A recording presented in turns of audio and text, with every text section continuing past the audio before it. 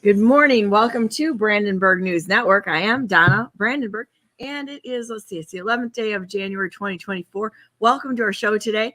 We're going to jump right into this here, and we've got lots to talk about today. So I'm welcoming Ralph, the IT guy, and Karen, the Riveter. Hey guys, how you doing? Good morning. Doing great. How are you? Doing good. I just posted a picture on my Telegram channel. Hang on, let's talk about the weather. Because, all right, so you guys are going to laugh about this. Let's just say that bringing the deck chairs in didn't happen yet. So, ta-da, there's my deck. And for everyone out there who really doesn't understand the dynamics of Michigan here, because it seems like everybody outside of West Michigan really doesn't have a grasp on what happens in West Michigan because of lake effect snow. So this is how it works, guys. So if you're within about 25 miles, maybe 30 miles, it tapers off as you get inland further. We are subject to lake effect. And what lake effect is, absolutely no snow for like 6 months or better. It snows pretty much full time. It doesn't really stop snowing because of the moisture that it picks up going across Lake Michigan. And then it dumps on the state of Michigan. Let's see if I get my hand right here. And so this area right here, all the way up the coast for about 20 miles in, maybe 30 miles in. This is our snow belt right here. So when you're a kid, it was great because school was canceled all the time due to like horrific amounts of snow. I'm not talking a little bit of snow. I'm talking, oh my gosh, how much snow can actually fall in a 24-hour period. And but right now it was fairly slippery out this morning. I got out and was driving around. So everybody out there, be a little careful because we're supposed to get another, I think it's 10 to 14 inches of snow today. And tomorrow, is that correct, guys? Yeah, I'd heard tomorrow, and then I looked at the weather report, and over the next 2 days, we're supposed to get I think National Weather Service figured up to 16 inches.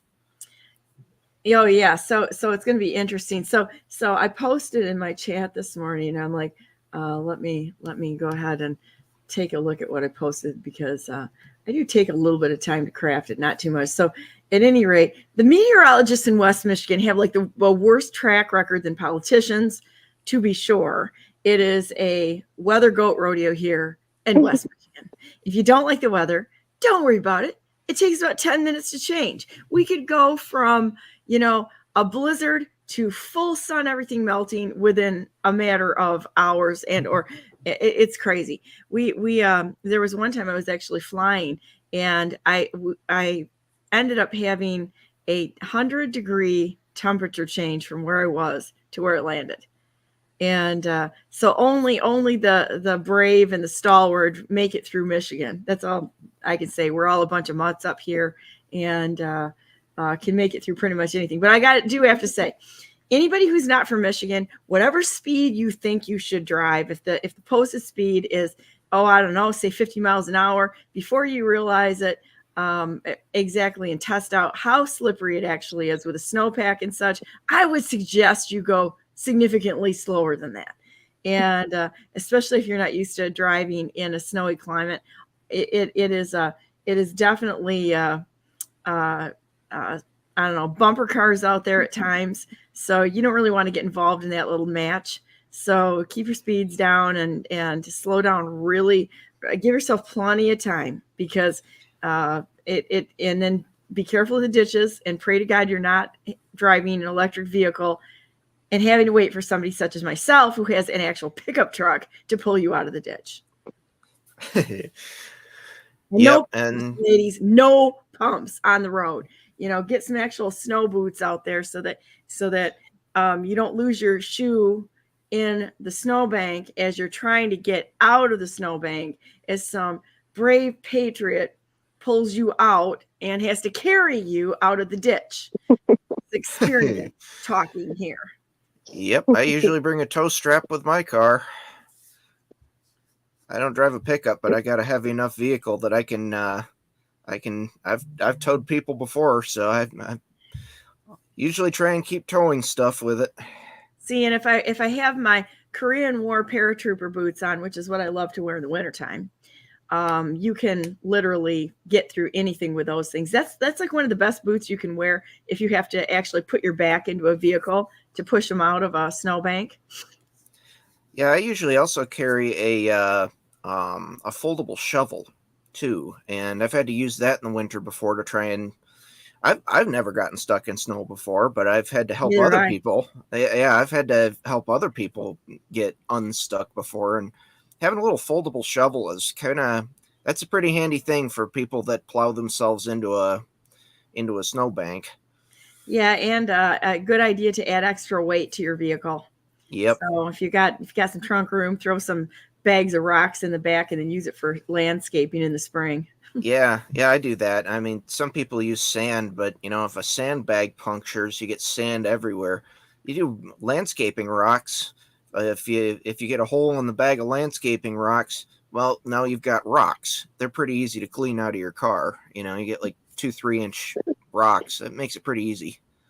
Yeah. Well, then again, if you're in an accident, I'd rather get hit in the back of the head with a bag of cat litter than a bag of rocks. Well, cat litter works too, but yeah, but it depends too on how well you got it anchored down.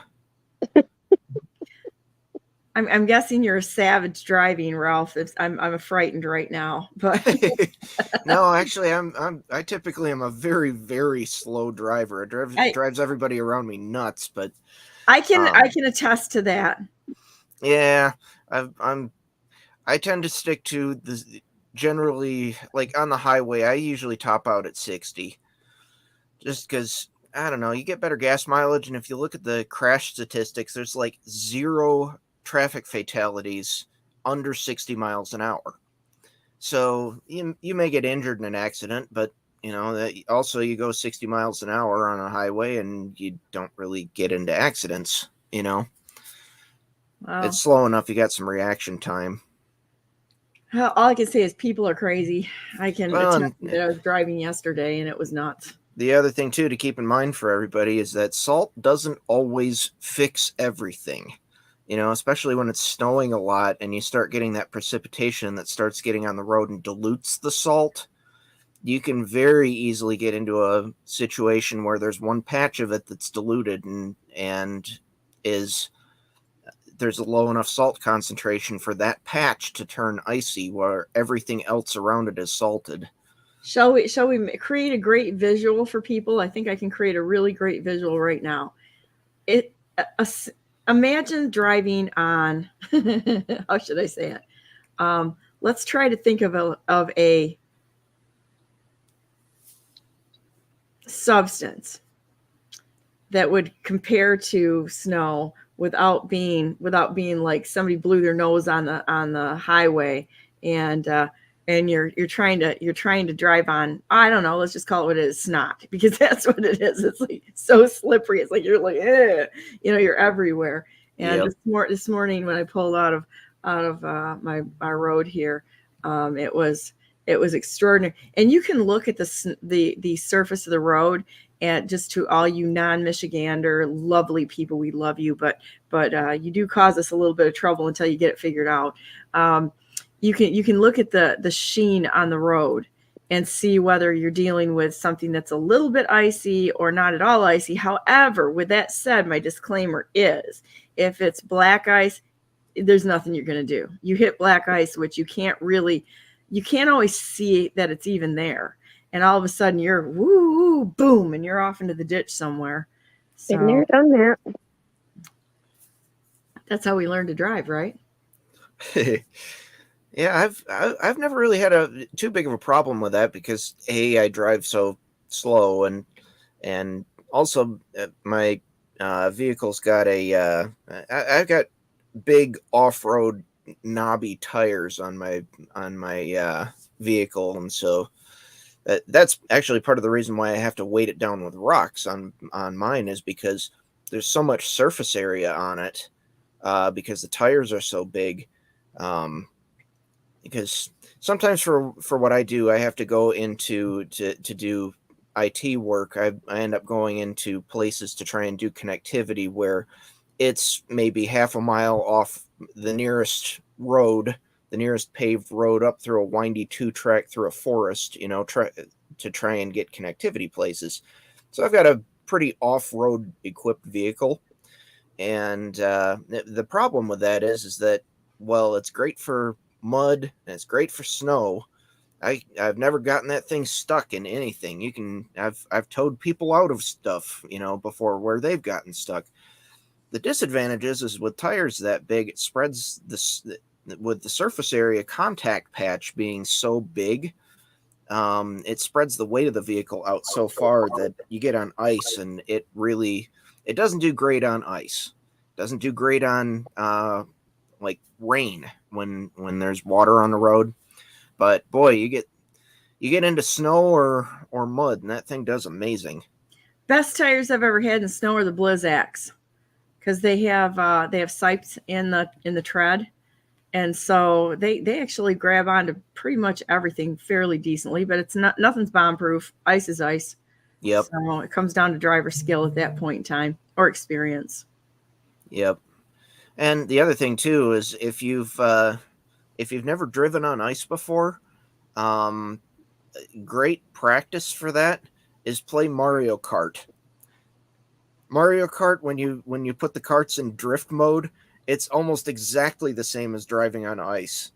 And it's kind of funny because you get used to that and you hit a patch of ice and it's like, oh yeah, this is familiar. I don't even have a response to that, but it's a beautiful thing. So, well, there you go. So Mario Kart is driver's training now on Brandenburg News Network today. Actually, I don't think it's a bad plan. Actually, you got your simulation out there. Pilots do simulation. There's all these simulations out there that you can test under all conditions. So try Mario Kart. There you go. If it works, it keeps you out of the ditch. So all the rest of us who have pickup trucks don't have to pull you out. I'm on. Okay, so I want to show you this today.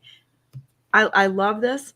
I pulled this off of Karen's channel, and seeing President Trump, the rightful president of the United States, take on the deep state, the criminals, the criminal Clinton Foundation, and all their little cronies has been a beautiful thing.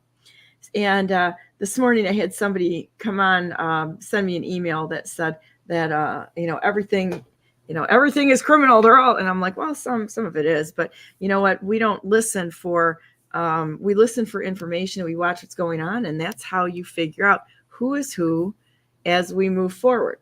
I have questions about everyone. I really, really do. And I think that we all need to realize that we need to ask a lot of questions going forward, because I think that there's a lot of, I don't know, let's say 4D, 5D, 12D chess going on right now. And I wanted to address this because in the, God clearly states in the Bible that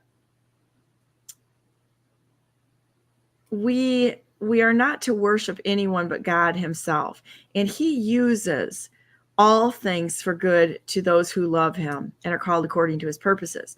So while we may know somebody, I've got an incident right now that I think is going to come back around. I don't know if this is going to come back around again to expose somebody else who is manipulating perception. And I'm still checking this out, but I've got a lead on something right now.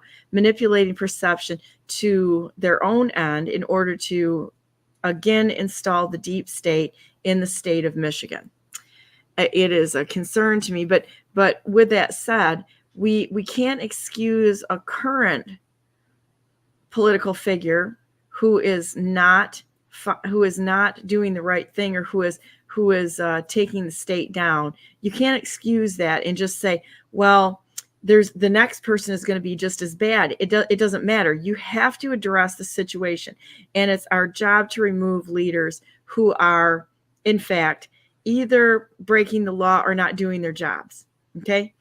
And I feel really strongly about this. So as we dig through the what's next in Michigan, after removing Christina Caramo from the Republican Party here, there's going to be a fight. We've got people that are pitching things from both sides that, that I think that we need to look at. And I'm just going to be right out there. There are a couple of candidates that are starting to float to the top. I'm not a fan of several of them. I am not a fan at all. When you look at somebody who's been seriously in a governmental position, you got to look at who they're standing with and who they have been standing with, because that is a problem.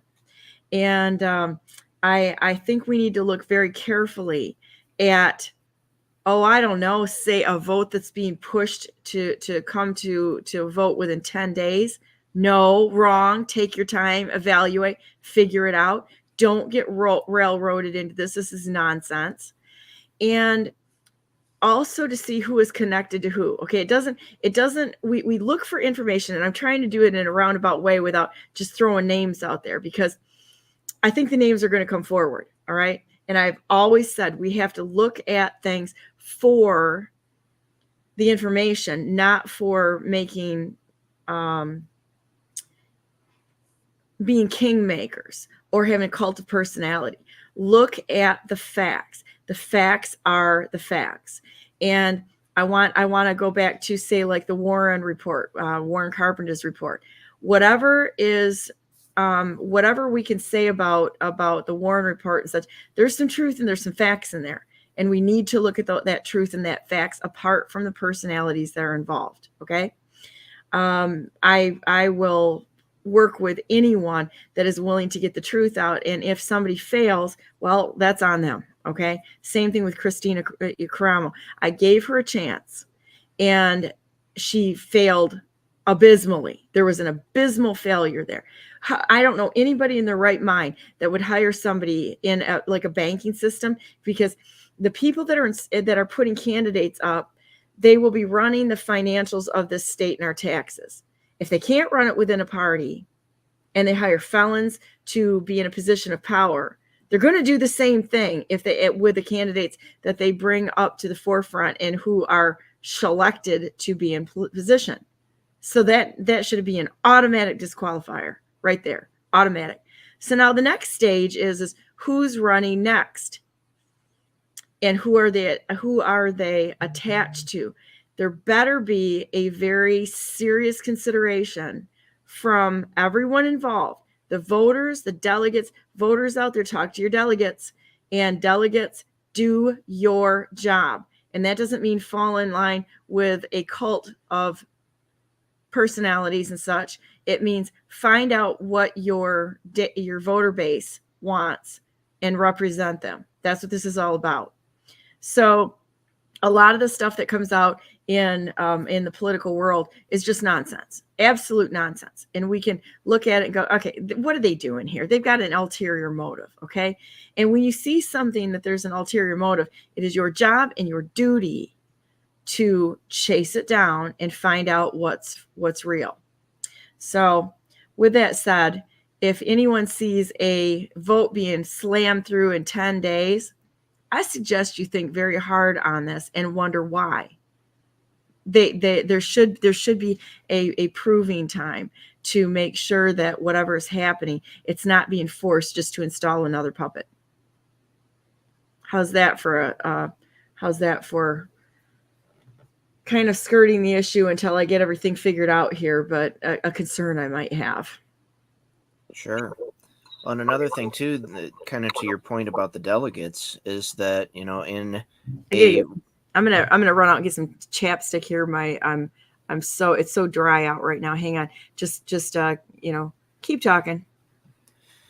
So in a republic, you know, there's a lot of our elected representatives, and that, you know, this goes to all of the delegates too.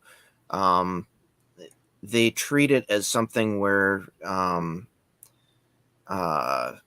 they fall in line with more or less the general feeling from above, rather than from above them in the structure rather than from below. A republic is supposed to be a bottom-up form of government where the representatives are supposed to represent their voter base.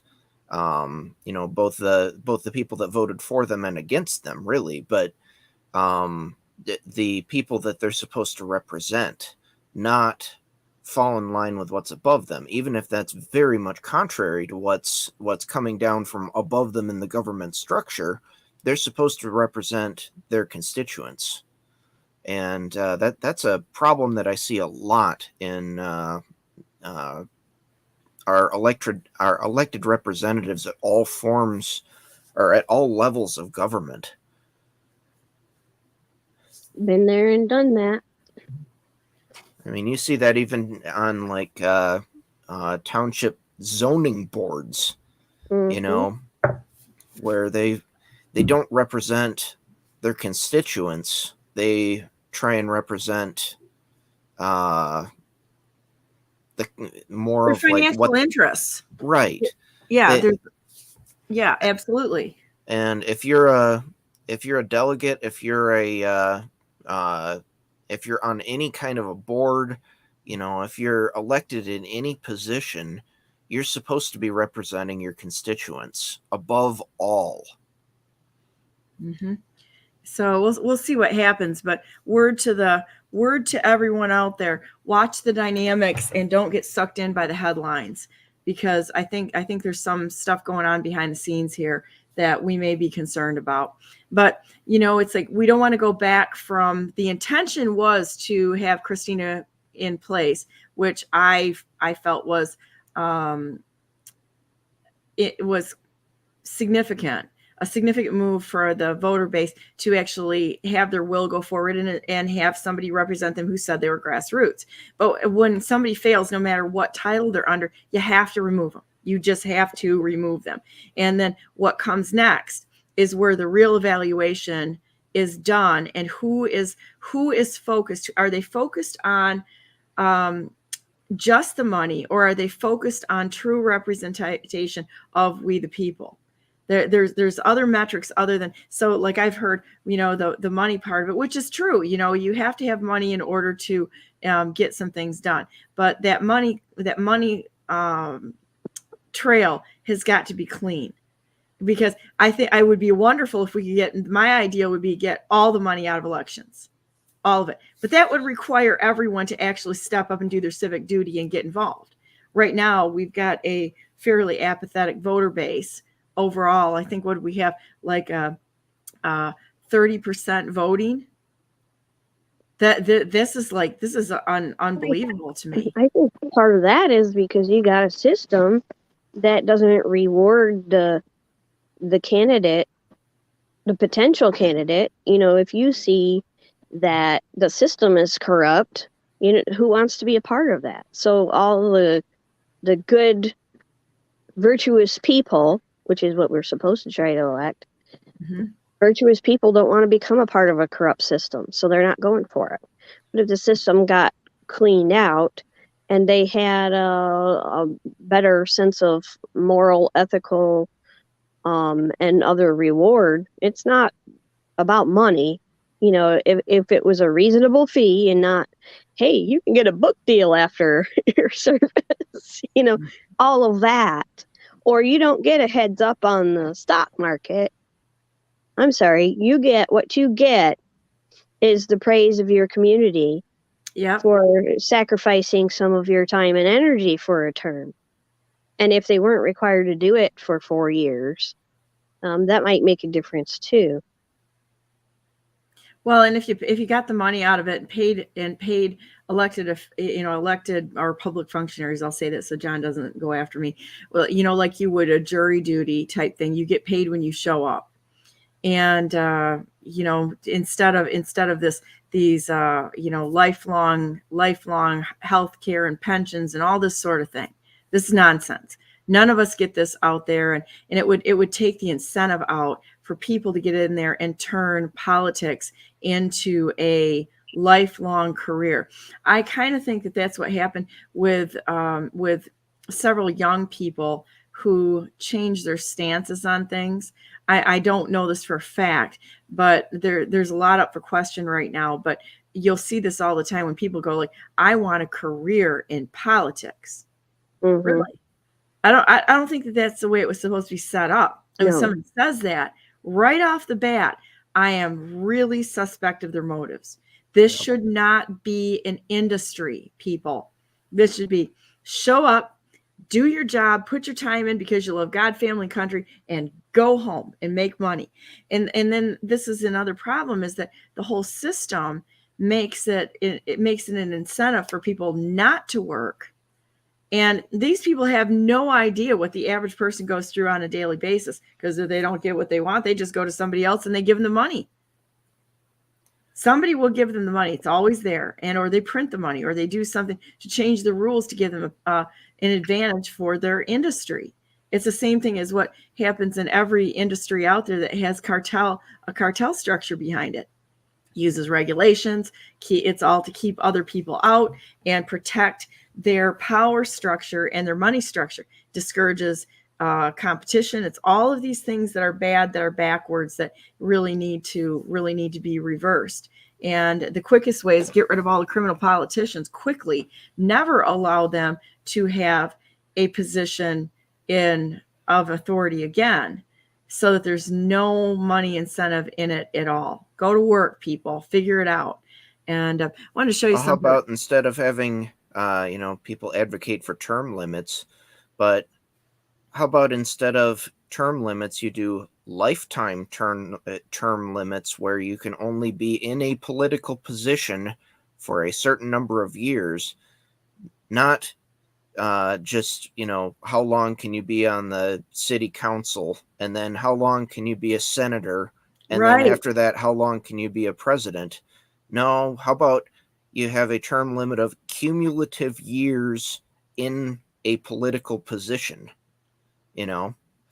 Or I've actually kind of wondered for a while how well it would work, at least at a local level, to, instead of having elections for positions, have it be truly randomized like jury duty, and just have a random person in there. Sure, you're going to get some nut jobs in there, and you're also going to get people that are completely incompetent, but it'd be hard to do worse than the people that we're currently getting in power now. Well, at least you wouldn't have them working together to take the nation down, at that point in time. I want to show you guys something that I thought was significant. I had this up before. Did you see this word? And it's spelled wrong. So as a researcher who has done this for many, many, many years, this was on Karen's channel, that misspelling is significant. It's Chidlerin, okay? So the D before the L. And if you decide that you want to do a little bit of research into that topic, go ahead and search that word, but realize when you do go into checking that out, this is you're going to get it into information on child trafficking, and it's a deep, dark subject. So the fact that President Trump, the rightful president of the United States, put this into one of his tweets, and I want you to look at the date on this, 10/8/12. He's been in the know a long time. That word right there, and the fact that you've got 10/8/12, that he posted this, means that he's known what's going on with the child trafficking and the fight that we have going on in that for a very long time. But feel free to check that out and see where it takes you. Just realize that it's going to be probably a little bit of a shocking journey into what's going on behind the scenes. If you don't know, I would say that most people here already know. If you're on my channel, you're going to know. You probably wouldn't stick around too long if you weren't already aware of the nonsense going on.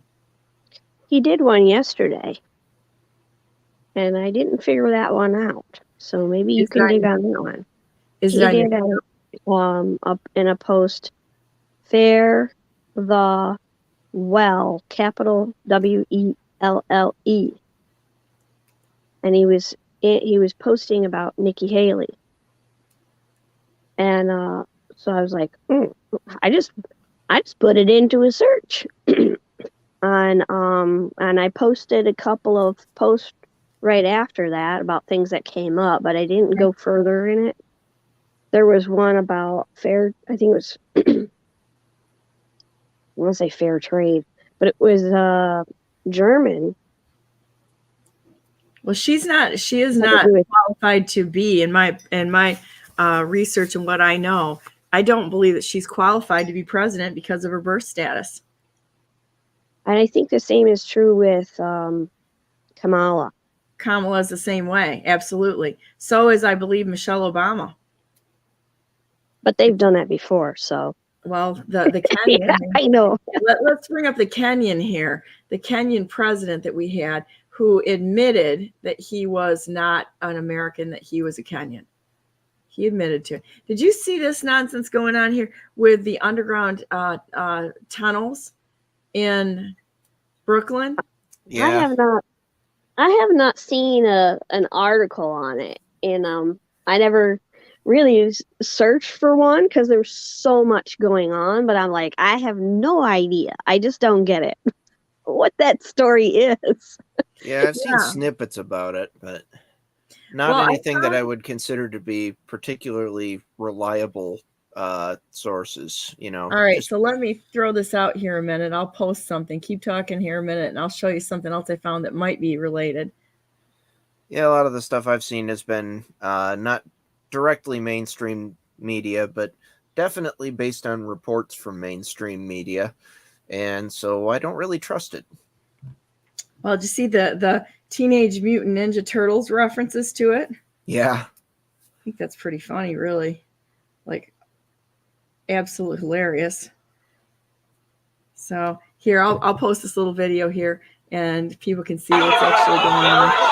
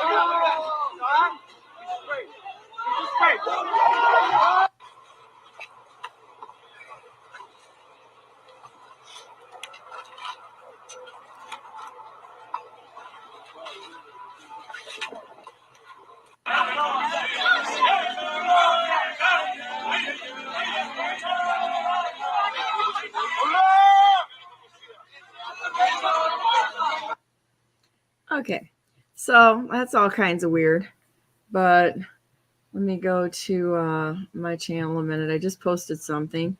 Well, one thing about it, it's giving people it's definitely getting people thinking about the possibilities of tunnels.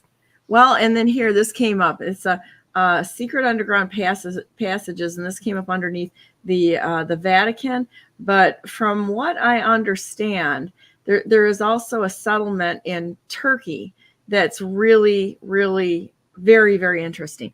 They and I think it's like 30 miles of tunnels that in like geographic location. If you stacked it all, and I don't know exactly how long these tunnel systems are, but they have like 6 floors of tunnels, and the people that were living above them didn't even realize they were getting water out of a well.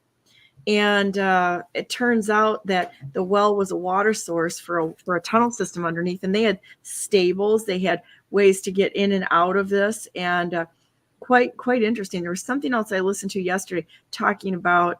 All right, so I look at everything, right? Any tinfoil hat type thing. I like to look at that as well as factual things, because usually where there's smoke, there's fire, at least part of it.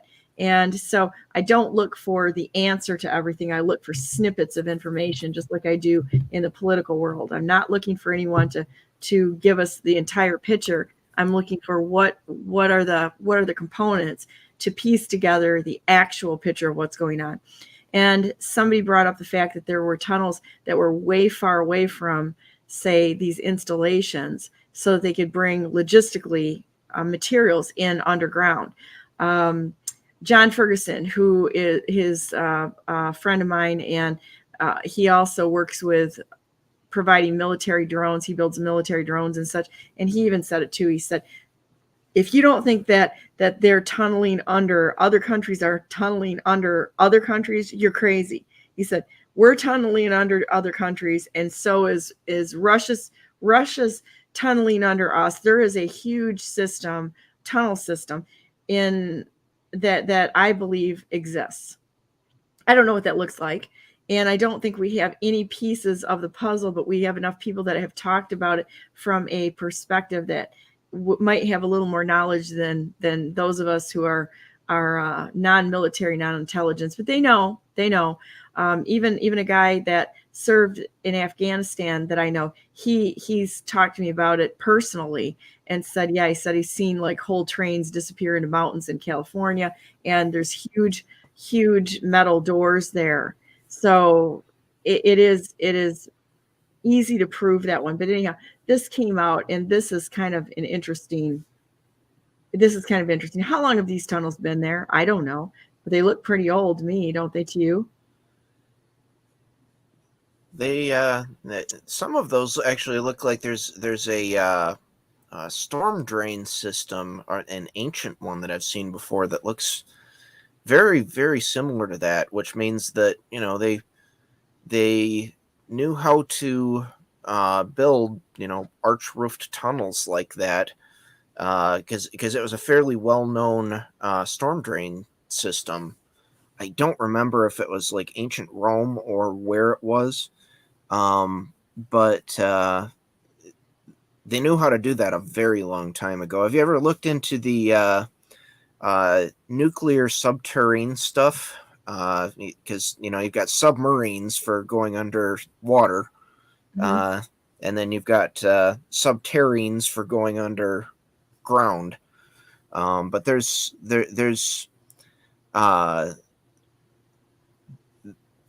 at least one patent from the 70s about how to do a nuclear powered tunnel drilling machine that would basically melt rock and form kind of a glassy surface around it.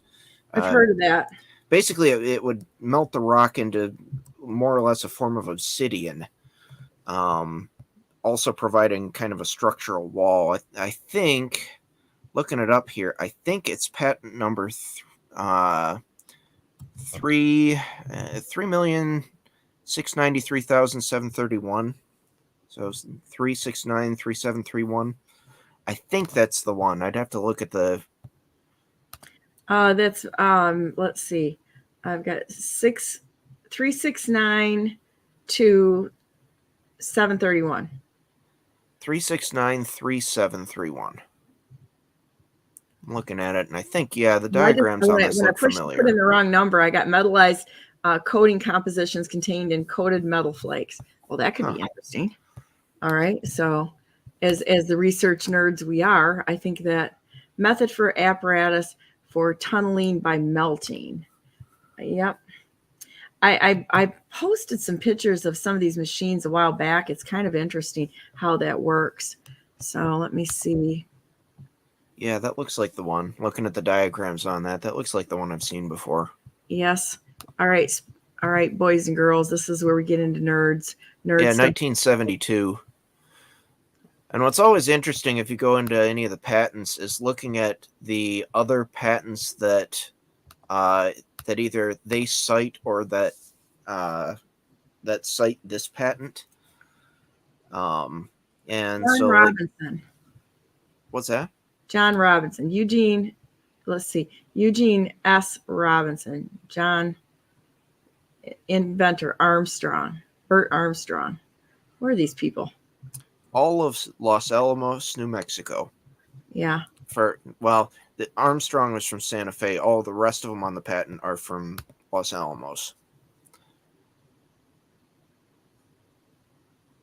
Oh yeah. There you go. Well, that's interesting all by itself.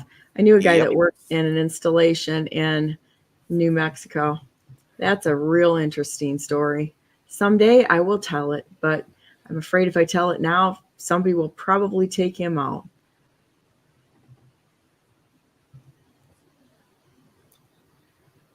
Yeah, I'm just looking through some of the other patents that cite that Atomic Energy look pretty Commission. interesting. So, yeah. Oh, that's interesting. Drilling technique. The rock melting drill is disclosed, is effective in penetrating basalt and other igneous rocks at useful high rates and with modern power consumption. Igneous rocks melt at 1,200 Celsius and being heated from ambient temperatures such as C to just above their melting ranges requires about 4,300 joules of energy per cubic centimeter compared with the energy requirement of 2,000 to 3,000 joules per cubic centimeter for rotary drilling in igneous rock. Yeah, it's certainly not free. No. You're not looking at something that you can do this without a substantial energy cost, but still, compared to regular tunneling, there's definitely some advantages. Let's see. Oh yeah, and look at they've got. Let's see. We've got. What is SlideShare? Let's check this out. I wonder if there's videos that we could look at on this. Oh, I'd highly doubt it for something like this. There's a lot of people too that say that. Yeah, I doubt that this technology would be out that far in the open. But there's a lot of people that actually doubt that this would even be practical. But I don't know. I tend to think that there's probably a pretty good chance that there's an awful lot of stuff out there that we don't know about. So there's only one result on that patent, and it is Phil Schneider's accounts at Dulce Air Base, which is kind of like a freaky, kind of crazy little coincidence. You ever look into this guy? Sorry, I was looking at something else there. He's got a mysterious death. He had a mysterious death. Oh yeah, yep, that guy is pretty interesting. There it is. There's the patent right there. And so for whoever posted this, kind of interesting. There's the drill. Huh. All of a sudden, I seem to be unable to search for things. Isn't that interesting? Wow. I guess our deep state masters do not want this out there. Screw you guys. Screw you totally. So anyhow, I think it's kind of interesting. So go check this stuff out. There's some really interesting things out there. But I like to look at all of it. Whether I believe it or not is always up for discussion. A lot of times I'll look at things and go, it's kind of interesting, but there's I don't always buy everything, but I will look at it. I'm not afraid to look at stuff. I was just looking at another patent that came out of this one that was assigned to the University of California, I think, that is similar but far more recent. University of screw with the population, because they all are. Yeah, I'm having trouble finding anything with that though. So yeah, I think my ability to search for things is kind of messed up right now. Wow, they don't want you saying. So what else should we search for here, Ralph? Tell me, because mine's still up and running strong. Yeah, I don't know. Well, if you can look up that patent and then look at the Google Patents page there. Got it. And then take a look in the if you scroll down just a little bit there, there's right to your in the info section, there's cited by. It says 19. Nope, cited by. All right. It's just to the right of patent citations. It says cited by 19. Got it. Those are other more recent patents that have cited that one. See, guys, you can shut us down, but we just keep going. Why? Because we have that stubbornness gene, and that is one of those things that you just can't get rid of. And I had an uncle tell me one day when I was younger, and he said, "Oh, just wait." He said, "About the time you turn 40, he said this stubbornness gene is going to come out in you with a vengeance." And you know what? I think he was right.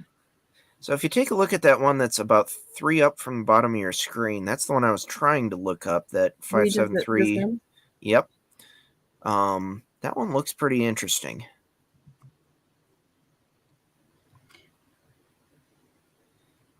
Ralph, I'm thinking that we already went through this in a research session at one point in time.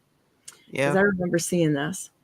A rock melting penetrator is provided with an afterbody that rapidly cools the molten geological structure formed around the melting tip of the penetrator to the glass transition temperature for the surrounding molten glass-like material. An annealing afterbody then cools the glass slowly from the glass transition temperature through the annealing temperature range to form a solid self-supporting glass casting. This allows thermally induced strains to relax by viscous deformations as the molten glass cools and prevents fracturing of the resulting glass liner. The quality of the glass lining is improved along with the ability to provide a rigid, impermeable casting in unstable rock formations. So, and this was worldwide applications in 1996. So, guys, they've had a lot of years to screw with this kind of technology. They're not telling us anything. So, telling us nothing. Yeah, it's always interesting looking at how the patents are connected together, though. Because you can, a lot of times you can find some really interesting stuff by effectively doing, I'd use the term wiki walk for, we're doing something like that for patents. Well, it's the same thing when you as a person who does a lot of research out there, just because I want to know myself what's going on. You start from a one data point, and then that will lead you to questions. Like, I like to look at the human structure, who's attached to who knows who, and who's really working together, and who's behind it. If you go far enough behind it, I think you're going to find some answers. I'm going to tell you what, right now, I've got some serious questions about anyone who owns an island in the Caribbean. And there's a lot of them. There might be a political consultant in the state of Michigan who owns his own island that we need to be looking at and who he's attached to. There might possibly be. There might possibly be some problems, big, large problems. So if that comes out and people decide to do their own research, I think this is also, it's not a oh no, why did we hang on to somebody who was failing? It's okay, eliminate round 2, go to the next one, find out who's actually for real, who's standing for the nation. Don't just give a pass to somebody because you're afraid and in moving in a different direction. That's what stymied us and stalled us out in most processes, is the fear of it's the, I gotta take this call a minute. I just got a call from my mom. Just keep talking a minute, guys, and I'll be right back. Talk amongst yourselves. Yeah, I don't know. I like looking through the patents. There's a lot of good information there, and a lot of times if you look back in the patents about 30 years, sometimes even more. I mean, like that one was that first one was over 50 years ago at this point for the nuclear tunneling. And a lot of times you look back a little ways and it gives you a lot of good indications into current technologies that are actually being brought out into the light, because there's so much of it that, it's developed, but then it's kept secret from the American populace for decades, Mm-hmm. What bothers me is the ones that could cure illnesses. Yeah. And injuries and how surgical about the ones advancements. that, And they like to cause them? Yeah. They like to leak a little bit out. Oh, look at this cool thing. I posted one within the last couple of days where they were like, look at this really cool thing. And it was like, you think that's cool? Like, they're trying to distract us by leaking out a little thing. Oh, what was it? Just some kind of little techno-whiz thing, and it was like they make us ooh and ah about something that can help you in some menial daily activity. No. Give me the cure for cancer. Give me the thing that detects cancer without hurting you.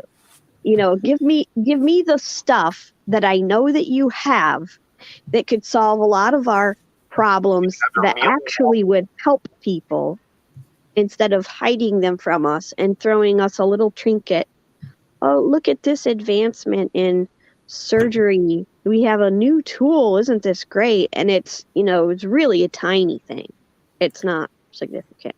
Okay, let's go ahead and play this from your channel a second here, because and we'll go back. Politician who just tells you what she thinks you want to hear, just to try to get your vote, then to get in office and to do her donors' bidding. He's only mad about the donors because the donors used to be with him, but they're no longer with him now. And that's because he's upset about the fact that his campaign is exploding. Well, let's just be the pot calling the kettle black here. You know, this is all about money, and these people are in it for their donor base, and that's it, instead of the legal bribery. It is legal. It's bribery. You're absolutely right, Ralph. Yesterday was, there's so much going on, and we if you stay focused on a few topics, you're entertained completely all day. But if you look at all of them, and I try to generally do a lot of that, I can't look at everything, because there are some things that might be significant to a particular state, like there was avalanches and flooding and stuff like that going on yesterday. And it's like, well, that's California's problem. That's New Jersey. But then things like that, like Chris Christie being caught on a hot mic saying that Nikki's going to get smoked just hours before they have a quote unquote debate in which they entertain the country with nonsense for a while. Meanwhile, Trump is doing a town hall, giving incredible answers to a lot of different topics, and red pilling the nation. I mean, it's just, that's the source of entertainment and information, that if that's all you saw yesterday, it's great. Of course, you're not going to see that on the regular news cycle, because they're going to show you everything else. Like, it's interesting, the last few days, I like to sometimes, not every day, I watch the evening news, local. I watch WZZM 13 for entertainment and information about what the narratives are that they're putting out. And they'll spend a long time on a segment talking about how to be a Michiganian in the winter. Like, they have to educate people on using a shovel properly, or, the latest one yesterday was, it could cause you a heart problem if you haven't been exercising.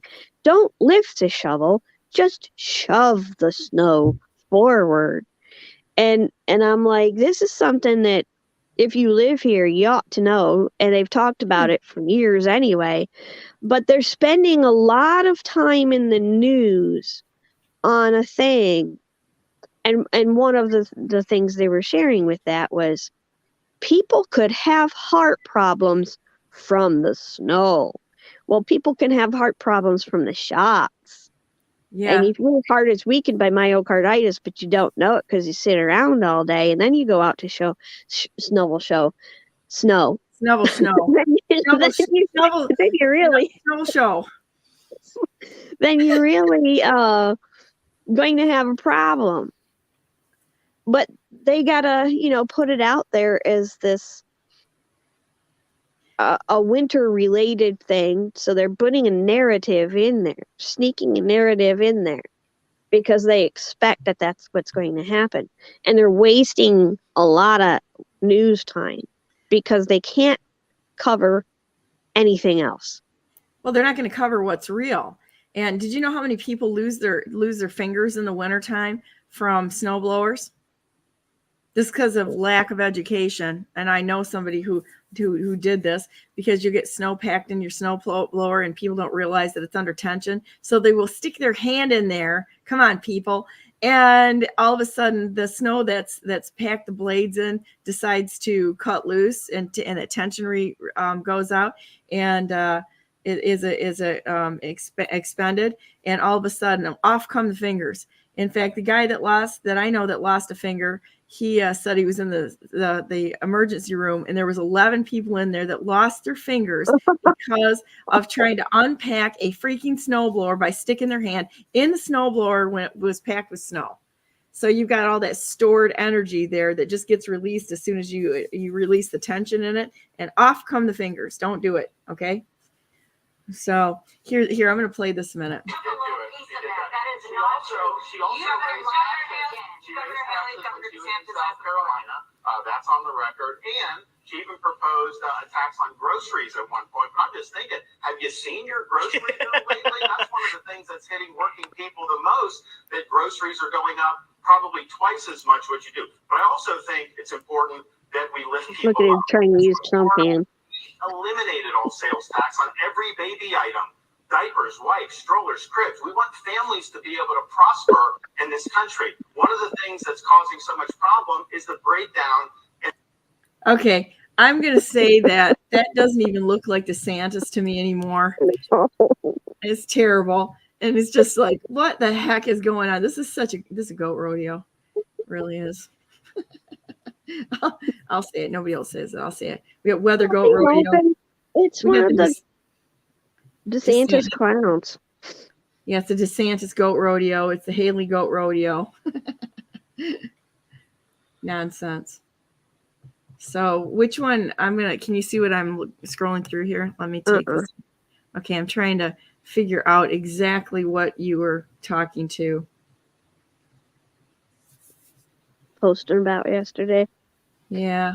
Let me run up to the yesterday's post by Karen the Riveter. Let's see. We'll start out here and we'll just go forward. Why is Taylor Swift everywhere? Oh, I'm praying for Melania and her family. That's a tragic thing that she's, lost her mom. I'm so sorry for them. Okay, so here we go. Store in the world. Sorry. Why is this happening, people? I don't understand this. Oh. Wrong lever. Okay, what's going on here? Gutfeld. She's been blanketed across the sports media entertainment atmosphere. The New York Times just speculated she's a lesbian. And last year's tour broke Ticketmaster. A tour that's revenue tops the GDP of 50 countries. I like her music. She's all right. But have you ever wondered why or how she blew up like this? Well, around 4 years ago, the Pentagon's Psychological Operations Unit floated turning Taylor Swift into an asset during a NATO meeting. What kind of asset? A PSYOP for combating online misinformation. Listen. You came in here wanting to understand how you just go out there and counter an information operation. Well, the idea is that social influence can help encourage or promote behavior change. So potentially as like a peaceful information operation. I include Taylor Swift in here because she's she's a fairly influential online person. I don't know if you've heard of her. Yeah, that's real. So kind of nuts. I'm not gonna play the whole thing because you know what happens. YouTube takes it, and social media takes it down and says, "Oh no, copyright." There's another video about that airs more of that actual event, and it's got another guy talking about it. Well, it was I don't know, a few weeks ago. I started posting, why are they talking about Taylor Swift all the time and pushing her on the public all the time?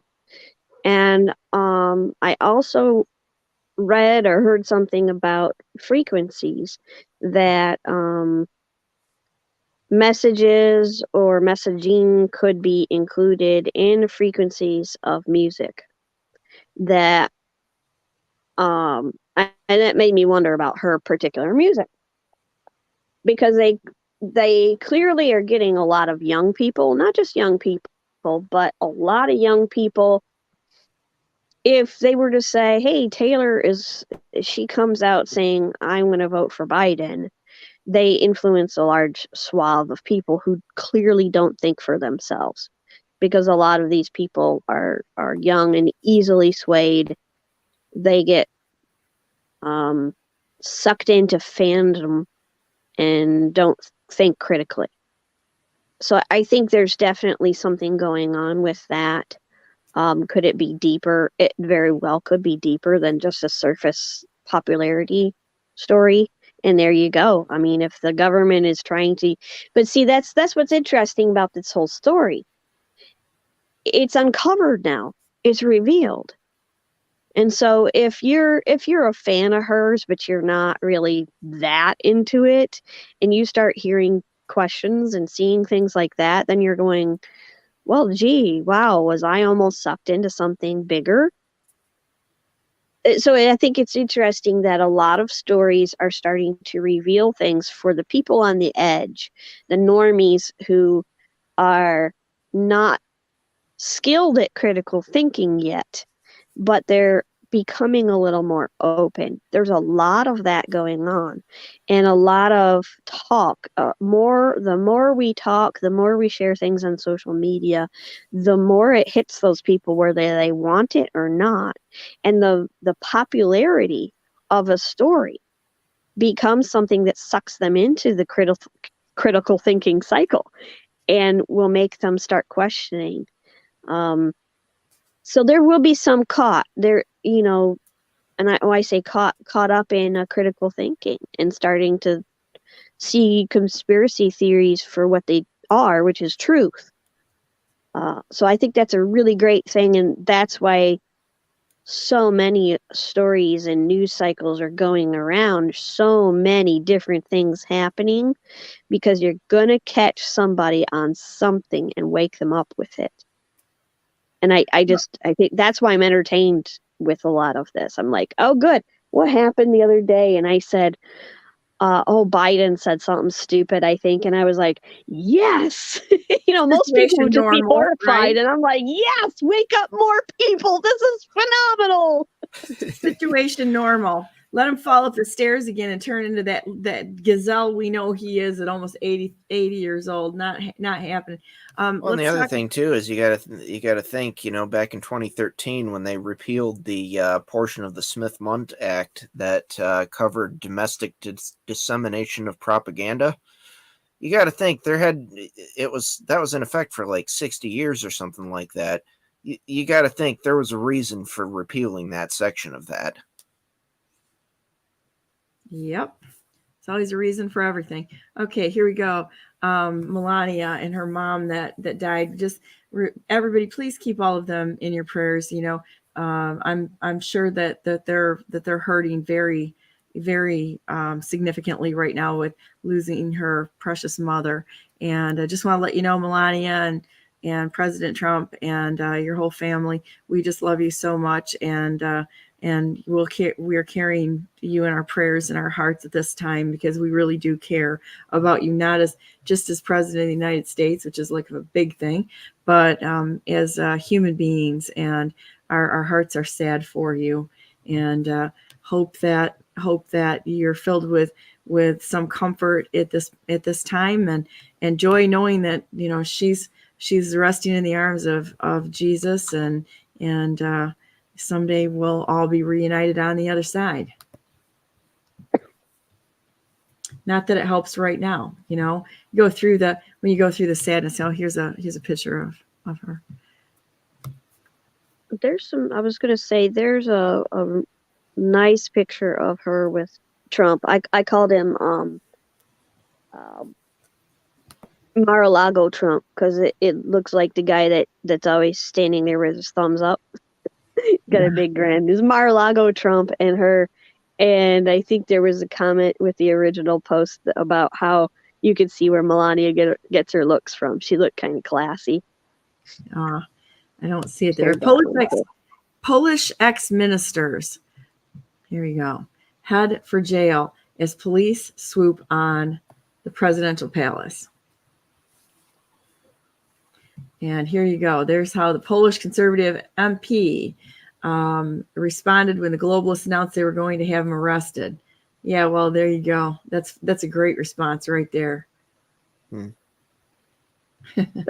There's some stories of violence happening all over the place. Ecuador was a big story that I think a lot of people missed, or it was kind of confusing. I saw some information about that, but once again, not anything I would consider real reliable. What do you have a good source for that? Because it sounded like there was a lot going on there, but I couldn't tell exactly what. Well, a few like last week, I think it was last week at the beginning of this week, I started looking at the air traffic over there, and there was some odd vehicles that popped up across Europe, and and I've never seen them before. You know, usually see planes. These were ground vehicles that popped up, and their formation was odd. Let me show you a minute, because it was kind of a crazy time. And in Warsaw, there were two of them that looked like they were there, you know, to do business. Let me see if I can find them a minute. I thought it was significant enough to post it. I'd like to have another foreign channel to follow. I watch a couple that are specific to Ukraine, but they share a lot of worldwide stuff that I don't get elsewhere. Tommy Robinson is another one that shares things from all over Europe. I like his stuff. He's you know, he can be a little raw with his content, which I kind of think we need to. I really do think that we need to man up enough to take a look at what's going on there, because we have to look at this stuff, even if it's difficult, you know. Yeah. He shares some things from Italy. I think he had Scotland within the last couple of days, France, and England especially, because that's where he's from. But he shares a lot of videos with, boy, if you want to know what's happening with the illegals over there, they're getting absolutely swamped. And these people, one of the most outrageous ones is and Trump mentioned this happening in New York, where they were putting illegals in a school. Well, they're doing that in the UK too. They ran out of room to put them, so they shut down the school, made them go to virtual so that they had a place to house the illegals. So not only are your tax dollars going to house and feed these people, but now you're removing those tax dollars from the school system. But they also have this thing where these guys, they'd be full-grown bearded men, and they identify as children. They throw their IDs into the sea the moment they get there and laugh about it, videos of themselves doing that. And then they go to the government and say, well, I'm actually 13 or 18 or 16 or whatever. Yeah, they put them in the school. And they tease both boys and girls and prompt them, I want sex in this form with you and whatever. And the parents and the staff are so afraid that they refuse to do anything about it. So here's these kids being exposed to this nonsense in their school. Party in Florida decide. And then they are attacking people in the street. He posted a video I opted not to share with what appears to be a gang rape of a woman in a street. They are masturbating in the street. They're attacking people with machetes. There's another video I shared with this very large, dark-skinned man that they called an illegal. And he's walking along this walkway inside a building. Looked like it could be a parking garage or something like that, but pretty well lit. And everybody's walking peacefully along, and all of a sudden he lurches sideways and throws this woman. She hits the wall, falls down, and she's kaput. And he just shoves and attacks these women randomly. There's no way to protect yourself when you can't. There's nothing to expect. They do the unexpected. They do not care about the people at all. They will happily rape a woman and think nothing of it. These people have no nationalism in the countries they actually are wanting to take over. They have no humanity. No humanity because they are, especially because they're not from there. They care even less. They're desiring to take it over, and they're just biding their time until they can get enough of them there to do it. The violence is crazy, and the government is paying for them to be there. And they're doing it here too.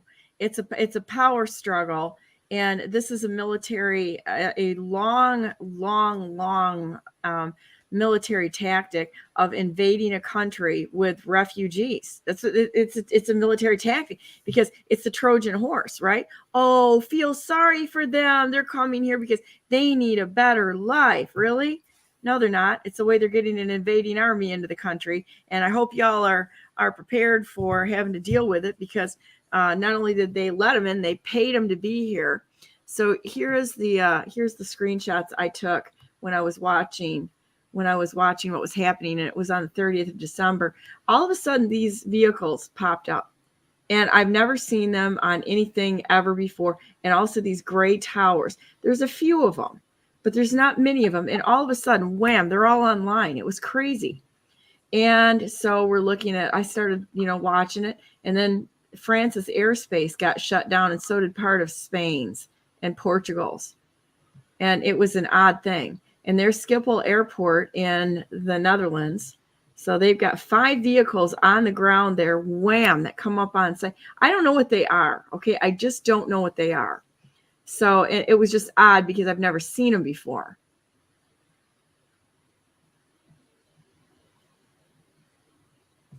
And a lot of them had no call signals that were up in the air. And so no call signal. This one's, Air Europa coming, but there's no call signal on it, which was just odd. And how they were following each other. They followed in the whole thing just was odd. You don't see those patterns. So we go to Portugal here, and we've got another no call signal in Portugal. So something's going on. We've got Helsinki and Estonia there, and they've got the vehicles in it. And then look down here in Warsaw, Poland. And then here you go. There's the airport in Warsaw. Isn't that strange? Really strange. There's nothing else there but these vehicles that are on the ground there. There's Warsaw. They're all around the 1, 2, 3, 4, 5, 6, 7, 8, 9, 10 of these vehicles around the airport in Warsaw. And you're saying this is on the military only screen? No, that's not military. That was just out there. I did do some military checking on these, but it's just weird. And at the same time, now that was the same military channel. That's the military channel in the United States. We had one tower, and those were all the birds that were up. That's it. That's crazy. Yeah, there's never that few up. No, it's nuts. And so that's with the military channel off. That's all flights in the United States. So somebody had their transponders off, people. That's what's happening. And then all of a sudden around Paris, now they got all of the airspace lockdown. All of these towers or whatever they are, I don't even know what they are. They could be mobile, but I have no idea what they were. But I hadn't seen them, and not like this. I hadn't seen it before. It was weird, just weird. So now they got the French airspace shut down, and look at these vehicles are parked in like almost a semicircle. Looks like they're pointing at France.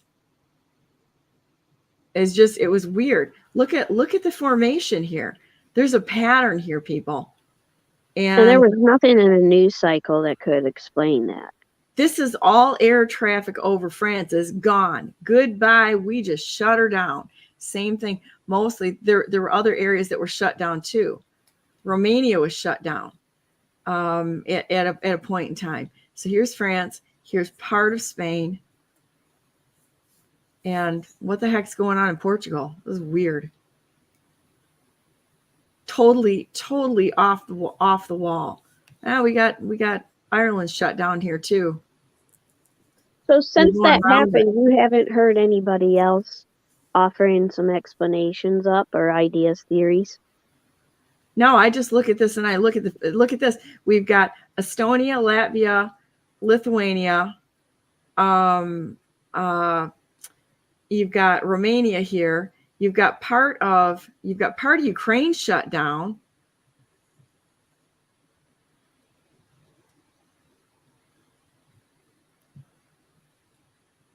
Belarus is shut down. So we've got Belarus, Latvia, Lithuania, and Ukraine, part of Russia.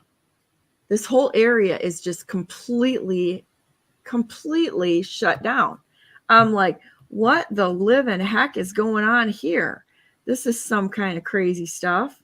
It's like it's not normal. So looking for the patterns is what I do. Just looking for patterns. Craziness. Didn't make sense at all. And then throw the military channel on. What's military up in the air? We've got one U.S. plane up there. One U.S. plane, and we got a tower there. One tower and one U.S. plane. Strange. Really, really, really strange. So thought I'd show you that because that was odd. Something to watch. It's kind of a cool thing. I'm kind of obsessed by it, quite honestly. I like watching the aircraft that's up in the air. Always interesting. This And is it's funny. made me It's go- funny how much information you can glean from very public sources. Yeah, you don't have to be, you don't have to have any clearance of anything. Just keep your eyes open. And here you go. I think this is good. God is with us. Who will be strong enough to run the race?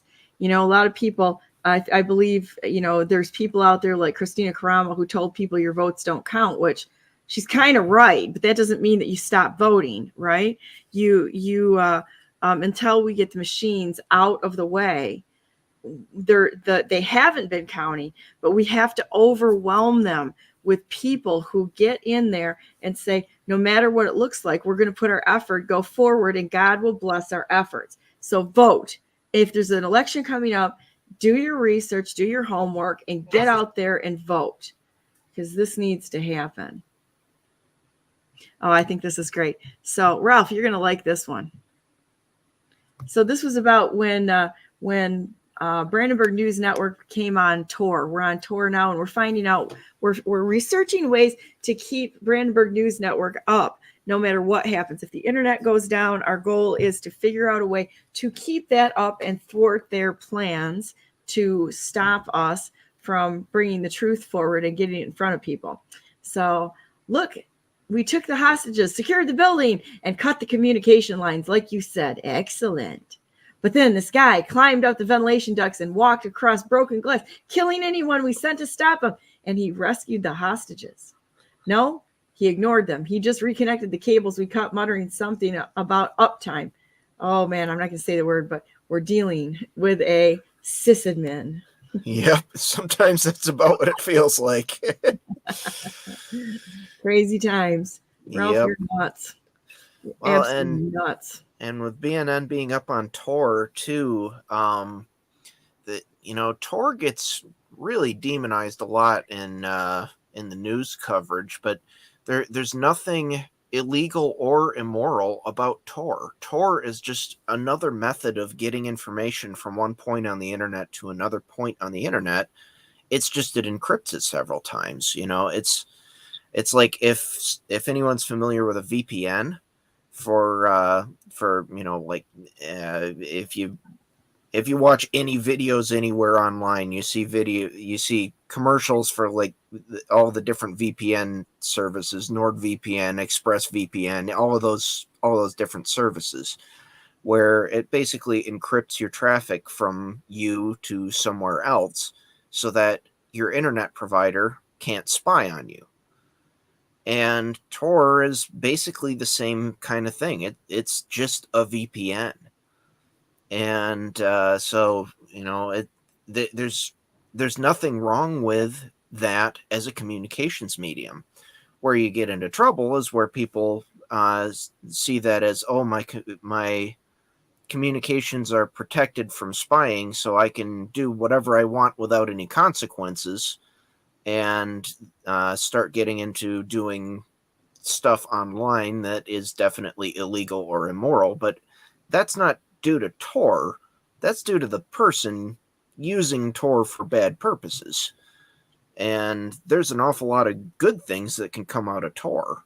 I mean, I think if I remember right, the original Tor was originally developed by the Department of Defense and was primarily targeted at users in areas with oppressive governments, primarily that being China, to be able to access the Western internet. And now it's just, all of that spying that we always saw China doing and thought was absolutely morally abhorrent is now just in our own country. And so, I'm actually a fan of using Tor for absolutely utterly benign purposes.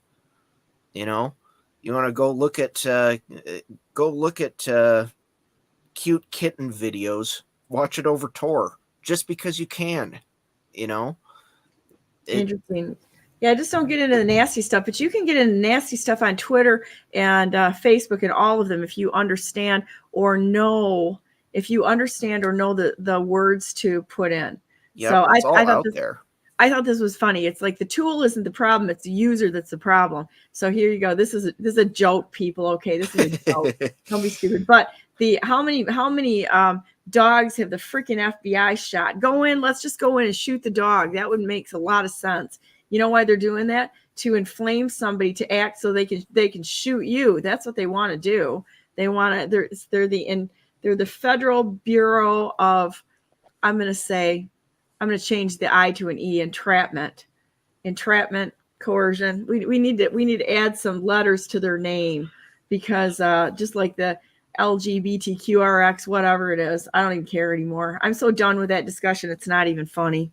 It's like either we're Americans or we're not. Just knock off the labels. But I did think this was kind of amusing. Yeah, that's funny. I think it's funny. It's not the tool. I've never seen a gun. If you left a firearm on a table and you walked away from it, I have never, ever, ever seen a firearm that picks itself up and shoots. Yep. Be it at a target or anything else. It's not. The problem is the user. The problem is it's a pepcat, right? Yep. Problem exists between keyboard and chair. That's exactly where it is. It's the user that's the problem.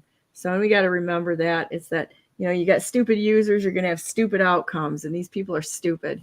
So There you go. Oh, here's the great thing with Tor though too is can't censor. It's because that traffic is encrypted end to end. You can't just have it be invisibly censored in between. You have an actual reasonably secure communications medium between you and whatever you're trying to access. So it gives you some degree of confidence that you can actually verify who you're talking to and know that it's not being tampered with in between. Okay, I'm going to bring up a blog that I like to check in on every once in a while. Talk amongst yourselves. You got whatever you guys want to talk about. Today was one of those random cleanup information days. So Don Jr. writes, make sure those you follow talk about the surveillance, because anyone who is in the game knows. Make them either damage the machine by saying it or reveal that they're part of it by staying silent. Demand our side talk about surveillance demanding is really the closest to Xanatos Gambit our side has. It's interesting he would use that term. That is an odd term to use. Well, that term interesting. Is that's a term that comes from where I've seen it used before is on a site called TV Tropes. That is the category of basically the category started with a character on, I think it was the 90s cartoon Gargoyles, with a very manipulative bad guy who was good at portraying himself as a good guy. And yeah, see, they're the first thing that comes up there. And there's TV tropes. Okay. Let's explore this a little bit. All right, so keep talking. So it's basically setting up all outcomes so that the bad guy wins. Or, you know, the good guy wins. It doesn't really, it's not necessarily a thing that's evil. It's just the first thing that, you know, that Xanatos was the bad guy of that show, I think.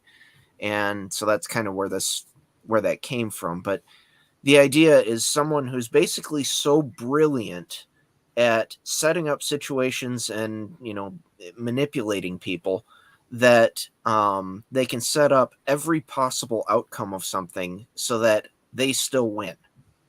So even when it looks like they're going to lose, they still win.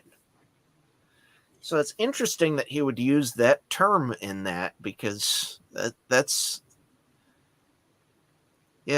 interesting. That is interesting, and we all know that God is in control. So guess what? He wins every time. Go ahead, bad guys. Prolong your pain.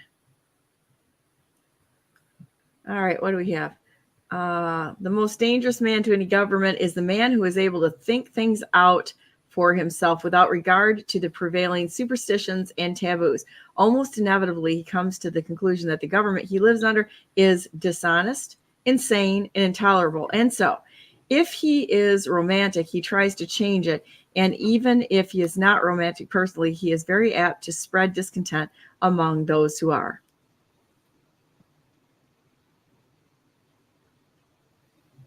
So it looks like Anonymous Conservative is going to be moving the domain. Let's see, not brand new. Jeffrey Epstein and his VP associates had prior knowledge to the 9/11 attacks on the World Trade Center months before it happened, according to Prince Andrew's ex-girlfriend, Lady Victoria Hervey. So I think this is funny. Of course he did, because this was like a CIA Mossad op. Who set this thing up? There's no possible way anybody's going to make me believe that this was not an inside job, because of the reaction that Bush had on it, as well as the other things. I mean, come on. How stupid does somebody have to be to believe that they found in a whole city full of paper that was blowing everywhere the 2 passports? They had this like tied down. Oh, they got their passports. How did that happen when the plane blew up and everything burned and the building blew up and everything? How did their passports survive this? The planes with no windows blew up, you mean? And yeah. And nanothermite is definitely a naturally occurring substance. Yeah, but we're all conspiracy theorists, and they found the passports within like 2 hours. Had this thing nailed down to who was responsible. Now I'm pretty extra sure that this was Mossad and CIA, just like everything else that was brought down. It's an internal thing. So here we go. Headline: Supreme Court declines to hear ex's challenge to FBI surveillance gag orders. Oh, you mean the Federal Bureau of Insurrections? Let's see what this have to say. No thanks. Issued. Let's see what we have here. No thank you. I don't just subscribe. Supreme Court declines to hear ex's challenge to FBI surveillance gag orders. If you're tired of censorship and dystopian threats against civil liberties, subscribe to. All right, well, I'm not right now. Has been undergoing more than just superficial branding transformations of late, going from a reliable ally of state-driven censorship to a platform that became the first major one to try to shed light on mechanisms and practices of deep state censorship. You know what? I want to call Elon Musk right now and all of X to disclose all the private messaging that was happening behind the scenes of all of our deep state people, because we know that was going on. If they threw those out there, let's say Pelosi or Schumer or, all of them, they're sitting on the top. And great intel coming from Ivan Raiklin, by the way, on that. Going to give him a shout out. Hat tip. Bing. Ivan Raiklin.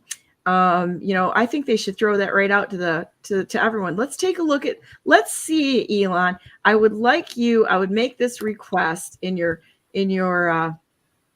striving for transparency to dump pull a Julian Assange and dump all of the text messages. Wouldn't that be special? That'd be so special. So have you ever seen anything about warrant canaries? Warrant canaries? No. Okay, so it's kind of a legal workaround loophole that some places do, where sorry, Karen left again, and now she's back. According to some of the FISA warrant rules, you cannot disclose, because they usually issue a gag order. You cannot disclose that you have received a warrant for information for when they want to spy on somebody. Twitter can't disclose that they received a warrant to, John Smith to have all of his data shipped off to the NSA. But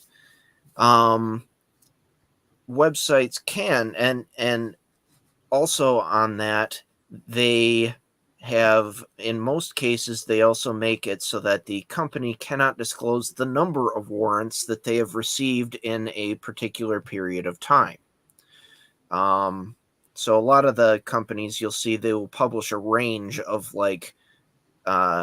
smaller ones might say 0 to 50 warrants, or they might say, 100,000 warrants to 500,000 warrants, but they can't say the exact number.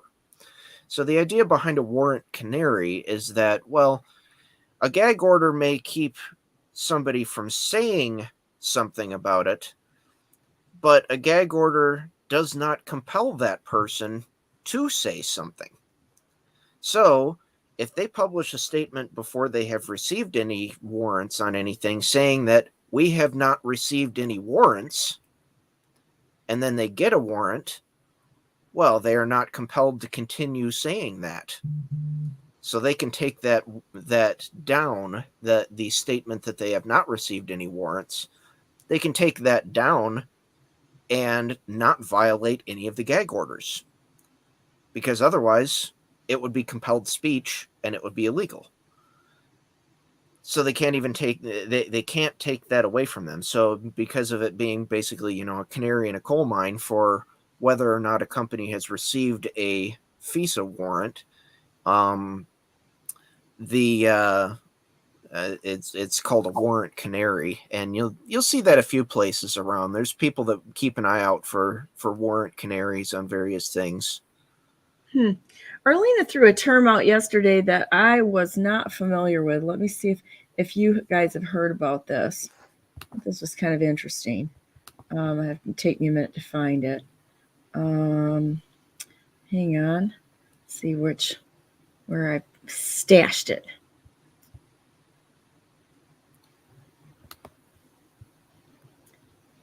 You might know what this means. It is a lost one. Hang on. Warson. Let's see. Have you heard anything about Warson? I have not. That's a new one. We got to look that one up too. But here's one I want to share with you guys that was out. New evidence revealed. GBI strategies, the fraudulent Muskegon voter registrations, which helped rig our elections and deprive our rightful president of the United States of his office. Gives stunning interview, lists urban cities where organization operates in Michigan and nationwide. I want to see if we can get this video up. Is that a new interview? It looks to be. It looks at first. It looks to be. Because this came out on the 10th of, this is a brand new post here, came out on the 10th of January, 2024. Let's see if we've got, here we go. Well, that's not new. That's not the new one? Well, then Gateway Pundit fell down.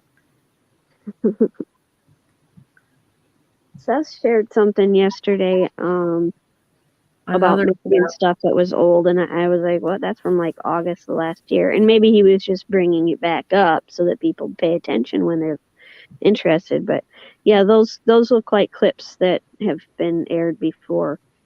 Okay, why do we have to keep going to? People have to be obsessed with their toilet time. It's like all these stupid videos. Excuse me, my goodness, what is going on here? Let's see. I thought, look at every single one. Oh, now I got to tell you, do those two women not look absolutely insane to you? Of course, they always pick the best pictures that they freeze from when they're like in the middle of talking. Of course. So This is one reason why Karen the Riveter doesn't show her face on here. And I take screenshots of Donna from time to time making faces. yeah, and then she sends them to me, and I'm like, you know. Yeah, I've got a face for radio and a voice for silent films. Well, at least you're out there talking. I mean, that's an important part of this. So yeah, so very interesting. I think there's going to come more. There's going to be more that's going to come out on some of this, and I'm hoping Seth Keshel had an accident. I sent him a text the other day wishing him well, and he said that he's pretty beat up right now. So speedy recovery to Seth Keshel. We wish you well, my friend, and I wish you a speedy recovery out there. I did sponsor the maps that he and Mark Fincham have been working on for the state of Michigan for the counties of Muskegon, Muskegon, Kent, and Ottawa, where there is a very, very, very high probability of lots and lots of registrations and problems with the voting protocols that they have snuck through in their little goat rodeo, So I mean, we have perfect elections. Oh yeah, that's what it is, isn't it? That's The what the clerk most said. secure ever. Yes, we should not be questioning. Do not question our methods. That's what they're saying. Well, it might just be the most secure ever. Just, secured against the American populace having any actual voice. Here we go. Klaus Schwab, do not question your elections, or Nestle will put you in jail. Does that stop us? No, it doesn't stop us at all. Keep out there and keep moving, people. Keep talking about it and never shut up. You got to question it and hold them accountable. Sound just like him. I do well, don't I? So that guy's a nut job. What a nut job. And that Harari that stands next to him, his little paid monkey. I know what it was. I know what it was that made me laugh so hard the other day. It was the first thing I saw that morning was Macron, and he put in a appointed, what is it, like a prime minister or something, and the guy is really young, handsome, boyish looking, but he's openly gay, and it's the first openly gay guy. And he's also one of those, what do they call them? Those WEF young groomed assets of the World Economic Forum. He's a WEF guy. And I was like, yes, you just made it. Like, if people did not already understand who Macron was and who he works for, which is not the people, they do now. It is just like, how much worse can you do for the people than put a WEF guy? It wasn't that he was gay that I was pointing at, although there might be some French people who really have an opposition to that. But like, I just can't help but laugh. Like, you just put in somebody that makes it really clear who's in charge of your country. Let your country further wake up. And they are ticked in France. They've been doing so many protests. I don't know if they're still protesting now. It's been a while that I've seen that where they had done like 2 months straight of protesting. And sure that's a favorite French pastime. And if I don't know, they maybe need to join up with the Germans and the Polish with the farmers. That's pretty epic. Let's just go out there and throw a whole bunch of manure on the streets. That's what they did. Yeah, that's been well, pretty they've got funny. farmers have been going at it for a little while because they tried to tax them in a way that the people were like, we can't have this. You're attacking the source of our food, and we're not doing that. And now they've got people joining in, motorcycles, vehicles of all kinds. They had little children lining the streets just like we did with our trucker protests in Canada and America. They're like, oh, the children are afraid. Yeah, right. They're standing there at the side of the road with their little flags waving. They're so cute. And this is the people say, and I said, this is fantastic because we've had our doubts about the Germans, but they learned a lesson from the separate them, put a star on their chest, and then take them out in boxcars. They are not sitting idly by. It used to be that you had this like poem about, well, they came for so and so, and I didn't act because that wasn't me. And then they came for so and so, and finally they do come for you. Well, they came for the farmers, and the Germans put their foot down right there and said, we are not going to allow this to happen, because they recognize that it does affect them. It's not just farmers that it affects, it's all of the people. And when one person so is now they have attacked, a we're all protest. attacked. Yes. Yeah, Yep. and it's nice to see, and it's a form of protest that's actually effective and not bringing forth a whole lot of violence. So Yes. good for them. And President Trump, absolutely the rightful president of the United States. We have to stand for each other. This is the American process that we stand for, and it's important to remember that. It's more important that you stand up for the rights of the people that you don't like than it is that you stand up for your own rights.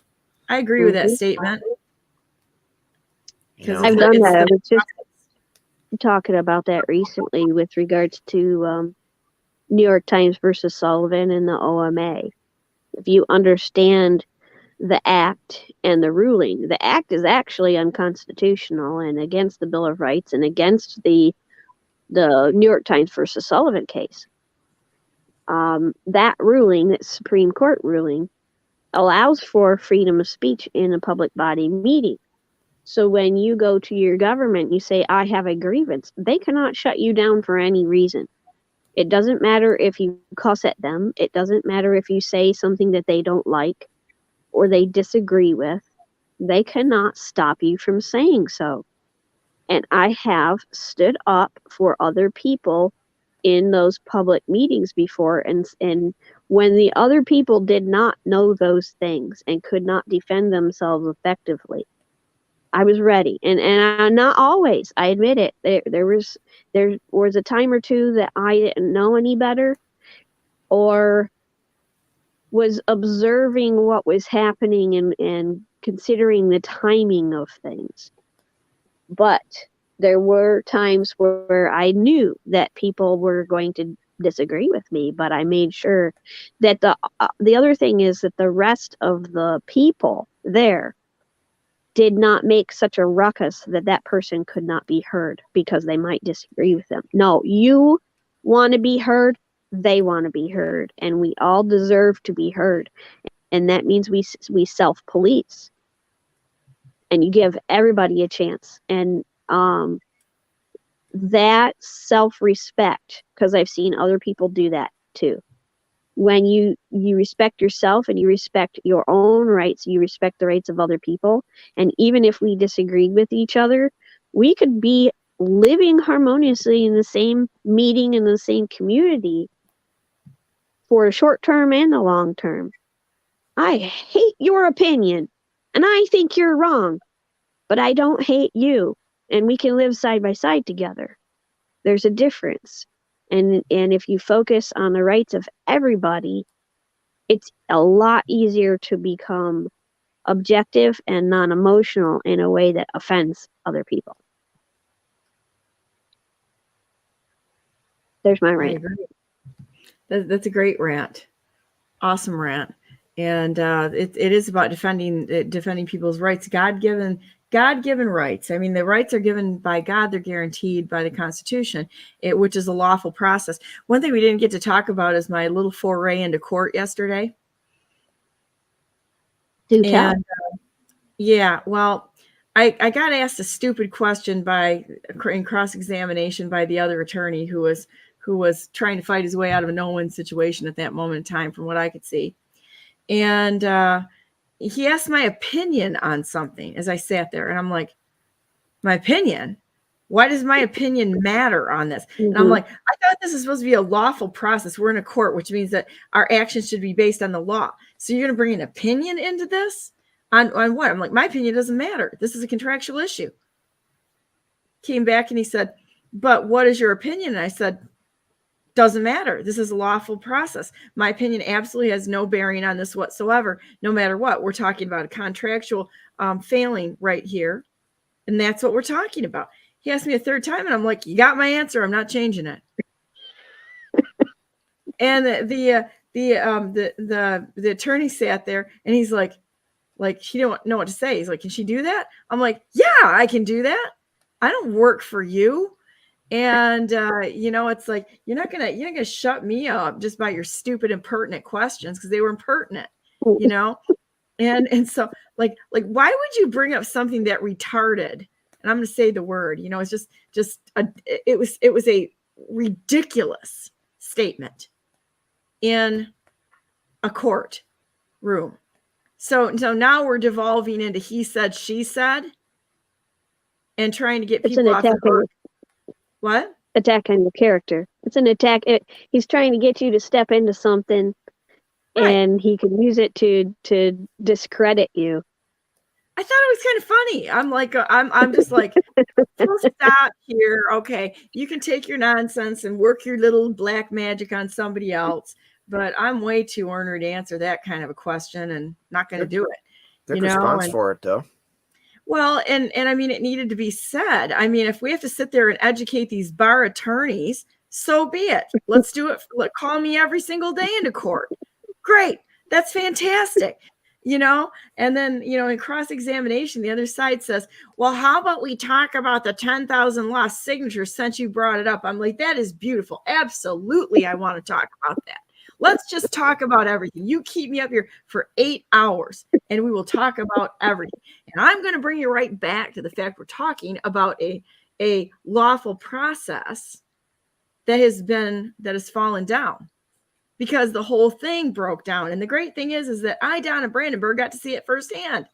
And I mean, the questions were so ridiculous in cross-examination, because they couldn't even, they had no argument on the contractual matters. So then they had to try to go into the non-contractual matters and talk about it off on, trying to just find some way to getting their client off, getting them off a guilty judgment. So I'm like, I don't know, it was actually kind of fun for me. I thought it was kind of amusing. We're not talking like, yeah, I was more amused than I was anything. It was just kind of amusing, quite honestly. I'm like, sounds okay, pretty entertaining. Yeah, it was fairly entertaining for me. Got to the point where the judge just kept, because the other side, you could see the reaction from the people that were in the courtroom at that moment in time, and they thought, I'm pretty extra sure that they thought they were gonna get somewhere with this. And next thing I know, the other side was all sitting there like a bunch of codfish, like, can she say this? That kind of stuff. Yeah, I can say it. You're going to ask me a question. I'm going to give you my answer, and it's going to be a full and honest answer. And that's the way it's going to be. Tell the truth every single time. And they're going to ask you, make them sit through your answer. It's just like going into these government organizations that case you just brought up, New York Times versus Sullivan.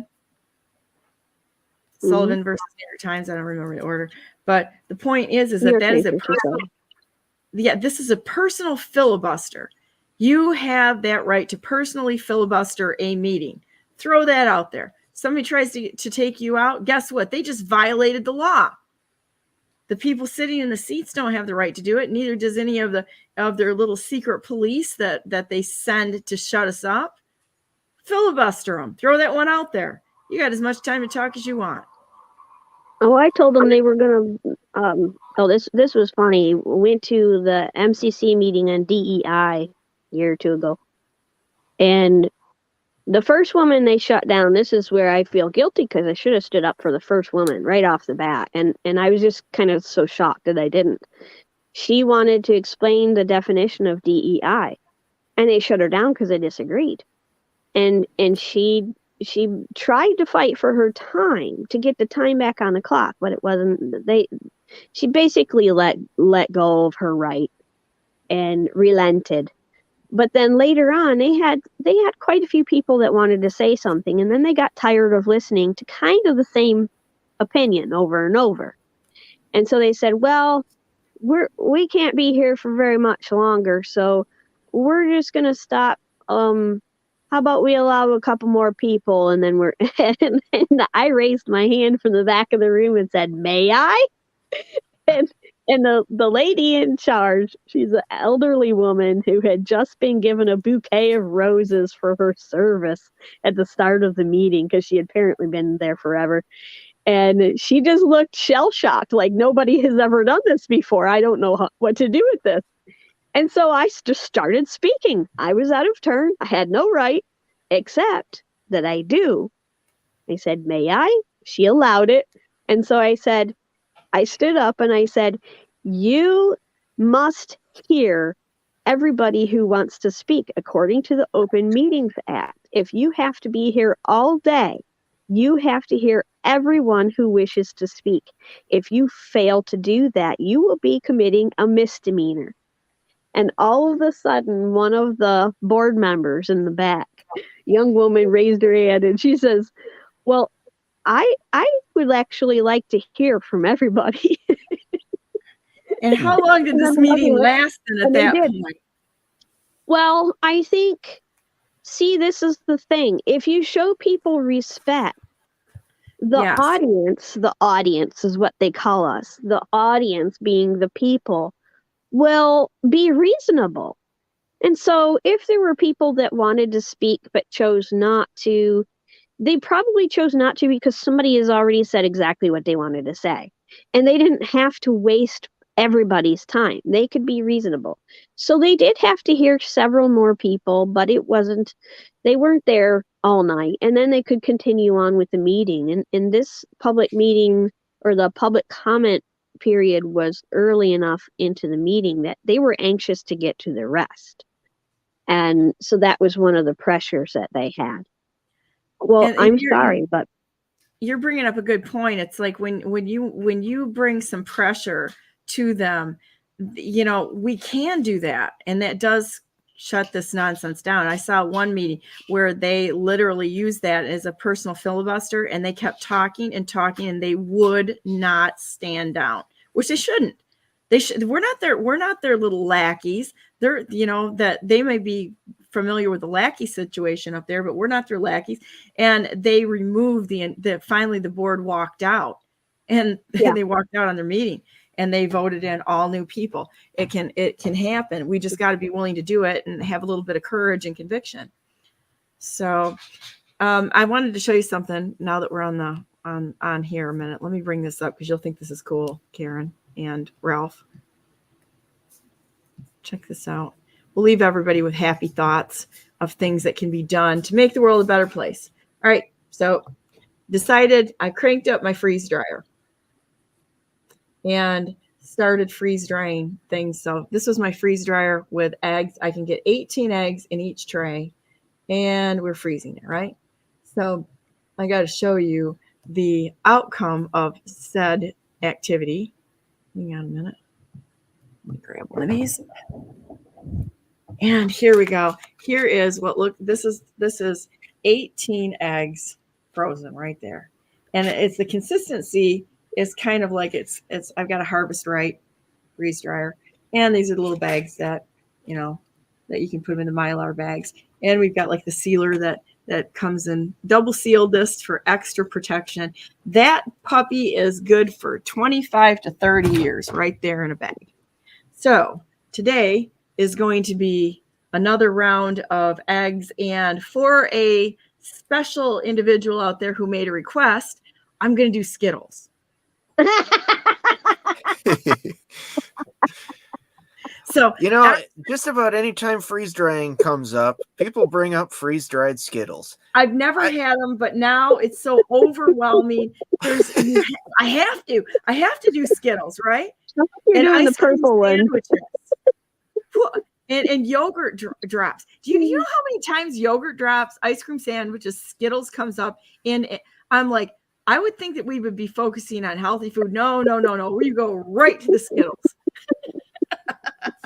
I went to the bookstore, I think it was last week. What's up with and this? there were a couple of gals walking past, and they were talking about freeze-dried Skittles. And I had heard about that a few weeks ago, too. And it's like, why are people so obsessed with freeze-dried Skittles? This is like the Roman Empire thing, right?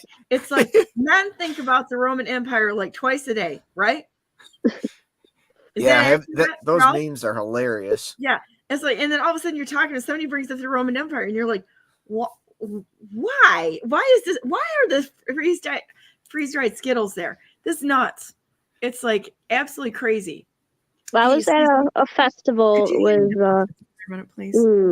I can't remember where I was. It was a wood carving or something like that festival, and they had a whole booth just dedicated to freeze-dried candy.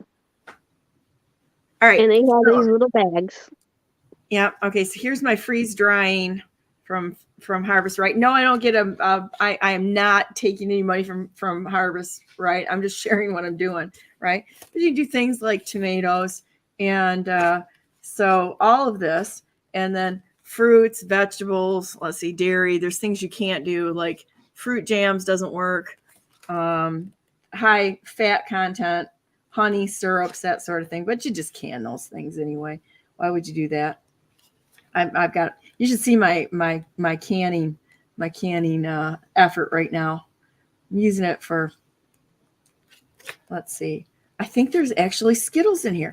Types of freeze-dried fruit. What is on top? Ice cream sandwiches. I'm like, why would you do this? I don't understand this. But okay. We'll bite on this. We're gonna figure this out. Well, probably from the whole astronaut ice cream thing that they've been selling, since the space program, which actually is kind of an interesting story because the whole freeze-dried ice cream thing was actually developed as a promotional thing, not as a for the general public, not as a thing to send ice cream into space. I'm doing that. Healthy chips and creamy white bean dip. I am so doing that. That looks so good. There's actually some recipes in here where you can, make things in this. It's kind of cool and package it all up. But it's kind of funny. And this whole obsession with, I'm not kidding you. Here's a whole section on freeze-dried candy. And what do we have right here? Let's see, right here. Freeze-dried Skittles. This is in the manual, people. This is in the manual. Let's see, we have taffy. They look like pool balls. Yes. It's like, let's see, we've got gummy bears. We got all this free. Why would a person freeze? I don't know. But at this point in time, I'm going to do it because I have to find out. And the only way to find out is to do this, to freeze. So in the comments, I'm looking. So somebody in the chat literally said, Leb said, freeze-dried Skittles are good. Very correctly. Really? You know what this is all about? I've missed a cultural thing here that and completely blew my Skittles. I'm not a big Skittle eater. I'm going to tell you that right now, but I clearly broke or blew part of Americana with the obsession with freeze-dried Skittles. So I'm going to be doing this, and it's just I love really... the purple ones. You can get a big giant bag of purple ones from Meyer. So Karen the Riveter knows about freeze-dried Skittles. I'm the one that told you about it. What's that? I'm the one that told you about it. Well, actually, I've had like probably 6 people that have come forward and said, "You've got to freeze dry. You got to do Skittles," and I'm like, Skittles. Okay. Well, I guess I'm going to be trying Skittles here. So if there's any other things that people think I should try, please put it in the chat, because now I'm like totally and completely shock and awe. I'm going to do some avocados. See, I was thinking like, okay, I can freeze dry avocados. That would be a nice, they say that that's a really nice snack. I've never done that, but kind of healthy. Sounds pretty healthy. Thinking about, look at even the fruits. It looks kind of cool. You put them in like a little mason jar or something like that, and you've got your bananas and all that sort of thing. You could do, you make powder. Look at whole power smoothie powder. Okay, I'm drinking a smoothie right now. There's my smoothie, my protein shake. So freeze dry some stuff, throw it in there, like kale and such. That looks like a good plan. Powder it all up. So Ralph spends his time making 3D models, and Donna spends her time making freeze-dried Skittles. Yeah, well, I haven't, but experiment. Apparently, the way to squash the insurrection, the Skittle insurrection that apparently is at my door, I guess I'm going to be doing freeze-dried Skittles.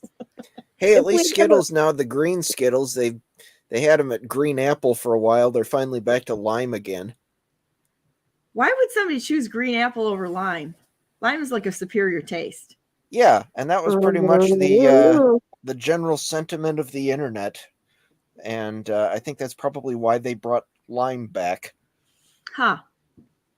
Like, you remember well, maybe you don't, because I'm much older.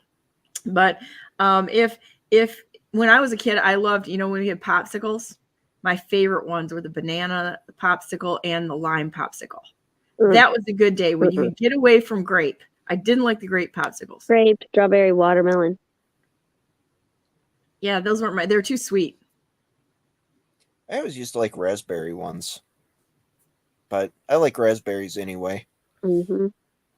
There you go. I've been really into pineapple. They had I was eyeing a whole, which I don't normally do, whole pineapple, but there was an organic one in the store, and I thought maybe I should try that. And then I saw that they had a huge bin of regular ones, buy one, get one free. So we ended up buying 3 of them, and I'm on the 3rd now. You ever see that technique where people roll them? They'll roll pineapples, yeah, and this then is kinda all cool. of the little segments come out individually. Oh, yeah, I think I've seen it before. All right. I've never tried that, but it looks cool.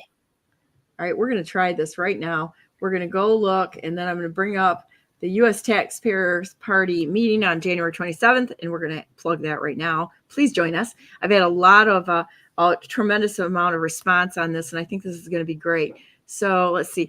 Rolling a pineapple to pull it apart. It's a thing, guys. It really is. You wouldn't believe it, but it is a thing. So let me see what we have here. We'll look at videos together, and we're learning to research together here. Pull it up as we go. I think there's some real positive things to learn as we go. Okay, so Ralph, pick one. Oh, I don't know.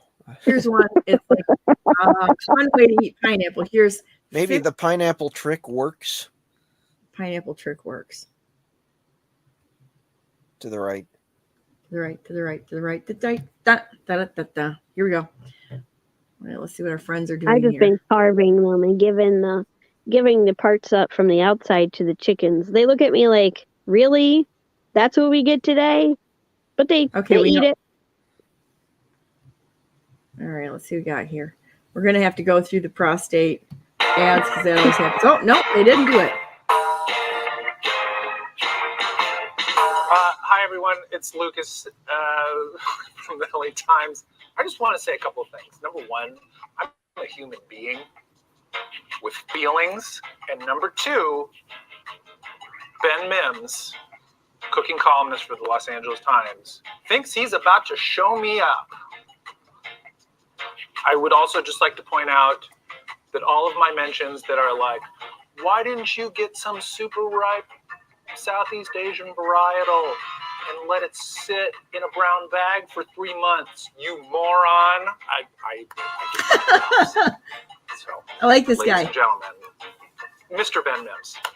Hi world, Ben Mims, cooking columnist for LA Times. What we're gonna do is prove that you can peel apart a pineapple. Pineapples have been eaten since before people were using knives to cut them open, so there's got to be a way. So we're just gonna get started. It's a really ripe pineapple. Just start kind of digging at it with my fingers. Okay, that's not rolling Okay, so pineapple. that's, yeah, that's No. different. Let's see. Okay, we might need to try a different I think video. maybe you just have to get it started. Get this guy to pull apart cleanly.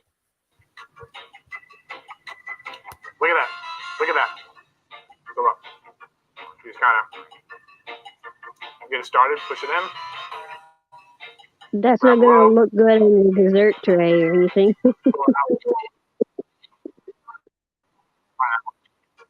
Okay, so I'm gonna like veto that video right now. Let's see what else we have here. So let's go into so we can pull them apart. Now let's see what else we have here. How about rolling it? I'm not seeing the rolling thing. Pineapple pull apart. So we can pull it apart. What happens to rolling? I'm not seeing anything here. Tap and turn how to pull apart pineapple. I'm spending way too much time on this. I saw I think the I rolling just method found too. one. I just posted it in the Okay. in the chat. All right, let's See see. if that Let's one see about works. this. Oh, you people are like savage. I'm looking in the private chat here. I didn't even see this whole thing until just now. It was like all kinds of, holy Moses. There's all kinds of stuff you guys put in there. Thank you so very much. You know that I need help. Hold on. Eating pineapple. Wait, let me see if I can get this thing on here. Oh, there it is. Hold on. Stop. I'm off the rails. Okay, here we go. Hold on a minute. Let's see if we can redo this.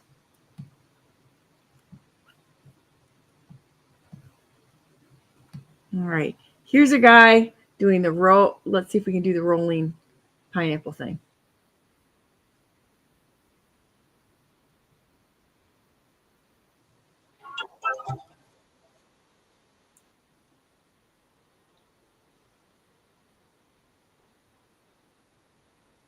Tap, tap, tap. Roll, roll, roll. Tap, tap, tap.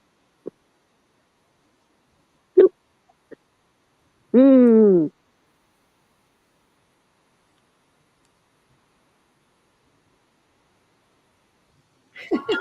Oh, he actually That's used a kind knife for it. What's that? He used a knife for it. That's what he was showing. Oh, that's funny. That's funny. But yes, I think that there is a rolling method to tear apart a pineapple. Chickens don't eat the top either. And it doesn't compost very well. Huh. Well, At that's least it interesting. doesn't look like it does, when compared to everything else I throw out there for the chickens. I don't like watermelon rinds either. Yeah, they can be Oh, picky they little guys. eat everything down but the very thin rind. But that will break down after a little while. Yeah, but throw grass in there with them and you just made their day happy. That's what they like. So, all right, guys. Well, it is that time of the day, boys and girls, that we need to say a prayer and head out to our day. So thanks for being here, Karen and Ralph. This is fun. I like going through stuff with you guys. It's just fun. So anyhow, you want to pray today, Karen? Or you want me to?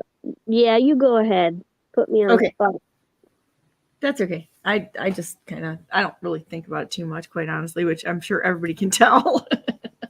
So, dear Heavenly Father, thank you so very much for this day and for Karen and for Ralph and all the fun things that we can do together, just as being friends, sitting around the kitchen table, talking about issues that are important to everyone. And thank you so much for everyone out there, and the fact that you're bringing together your family, and we can stand together fighting for what's right. And you know what? I'm just really thankful that you've given us an opportunity to test our wings a little bit, to do the right thing. Sometimes we don't quite fly straight, and then you get us back on the path again, and it's all good. But we love you. We love everything that you're doing for us. And we ask that you would show us exactly what it is that you would like us to do, how you would like us to do it, because this is your sandbox. This is your world. And we're ready to play, and always ready and willing to play by your rules. We just need to know what they are. There's so many people that do not know what is really the rules are, and why there needs to be rules there. So please help us to help others to understand, help us to be understanding of them when they don't quite fly straight, and help them to get back on the flight path again.